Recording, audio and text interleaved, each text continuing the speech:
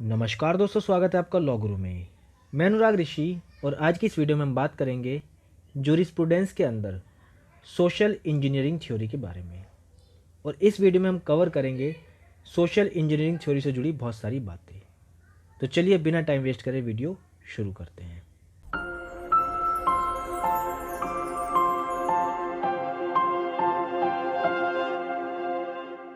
Social engineering theory की इस video में सबसे पहले हम बात करेंगे इसके इंट्रोडक्शन से। दोस्तों, जैसे कि हम जानते हैं कि सोशियोलॉजिकल स्कूल जो है जूरिस्प्रूडेंस का, वो सोशल फेनोमिना पे बात करता है। वो बात करता है relation between law and society के बारे में।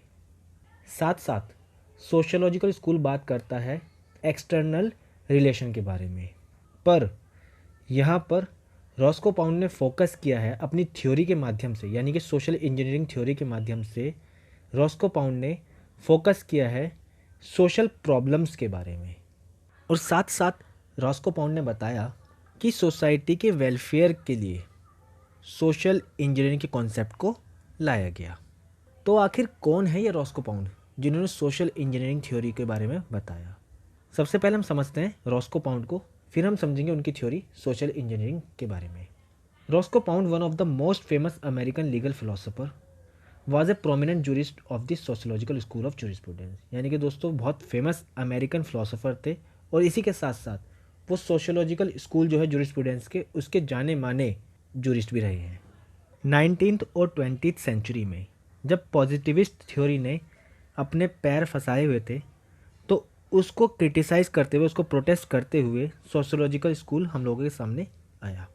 सोशियोलॉजिकल स्कूल बात करता है that law is not about a man but the association of a man with another man in the society. यानी कि लॉ जो है वो एक व्यक्ति की बात नहीं है, बल्कि कि वो एक एसोसिएशन की बात करता है जिसमें मनुष्य जो है दूसरे मनुष्य से जुड़ा हुआ है।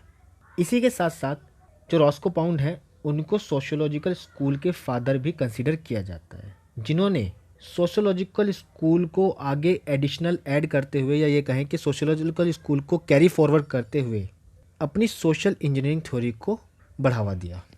अब एक नज़र हम लोग सोशल इंजीनियरिंग थ्योरी पर भी डाल लेते हैं कि आखिर सोशल इंजीनियरिंग थ्योरी क्या है, और फिर बाद में उसके देखेंगे हम criticised. In his theory of social engineering, Pound compared lawyer to engineers. यानी कि दोस्तों जो सोशल इंजीनियरिंग थ्योरी है, उसमें रॉस्को पाउंड ने जो लॉयर्स हैं, जो एडवोकेट्स हैं, उनको इंजीनियर्स से कंपेयर किया है। इसीलिए इस थ्योरी को सोशल इंजीनियरिंग थ्योरी कहते हैं।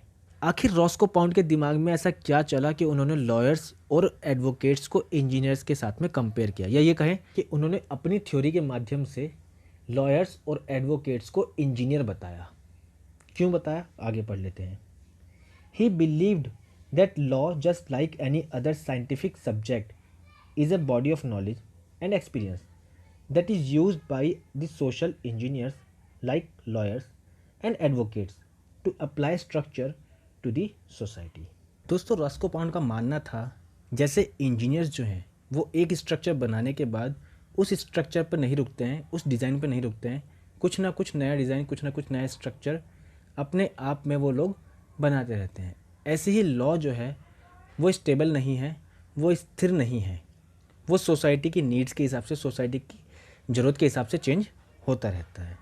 यानी कि लॉ जो है उसका स्ट्रक्चर, उसका डिज़ाइन भी सोसाइटी के हिसाब से चेंज होता रहता है, और उसे चेंज करने में जो मेन रोल रहता है वो एडवोकेट्स का रहता है।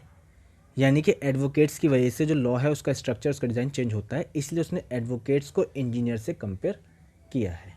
In fact, Pound advocated that the law's primary object is to create balance and harmony in the society, as every individual holds their own interests supreme।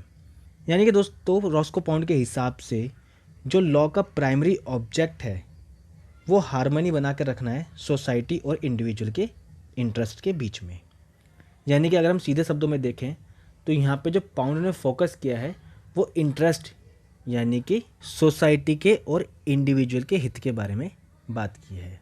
और इसी थ्योरी में रॉस्को पाउंड ने इंटरेस्ट को 3 part में divide किया है: individual interest, social interest और society का इंटरेस्ट। इसी में रॉस्को पाउंड ने आगे बताया कि maximum happiness with minimum friction. यानी कि दोस्तों हमें मिनिमम फ्रिक्शन रखते हुए लोगों तक मैक्सिमम हैप्पीनेस पहुंचानी है। यानी कि जहां पर इंडिविजुअल इंटरेस्ट और सोसाइटी के इंटरेस्ट में कॉन्फ्लिक्ट आता है, तो हमें इंडिविजुअल इंटरेस्ट को ना देखते हुए सोसाइटी के इंटरेस्ट पर फोकस करना चाहिए। He advocated that it is the duty and objective of law to intervene and mediate during such clashes between self interest and community interest. यानी कि जहाँ पर सेल्फ इंटरेस्ट और कम्युनिटी इंटरेस्ट के बीच में क्लैश आता है, कॉन्ट्रडिक्शन आता है, कॉन्फ्लिक्ट्स आता है, वहाँ पर लॉ की ड्यूटी है कि उनके बीच में जाकर उस क्लैश को, उस कॉन्फ्लिक्ट को ख़त्म करे। अब हम देख लेते हैं रॉस्को पाउंड की जो थ्योरी है सोशल इंजीनियरिंग, उसके मेन प्रोपोजिशंस या ये क्या उसके मेन पॉइंट्स क्या क्या थे जिस पर यह थ्योरी बेस्ड थी। पहला पॉइंट था pound concentrates on the functional aspect of law. यानी कि पाउंड ने लॉ के फंक्शनल एस्पेक्ट पे फोकस किया है। उसने बताया कि लॉ जो है वो एक स्थिर नहीं है, सीमित नहीं है। लॉ जो है वो बहुत वाइडर है, उसका डिज़ाइन, उसका स्ट्रक्चर जो है फंक्शन करता रहता है, वो स्टेबल नहीं रहता है।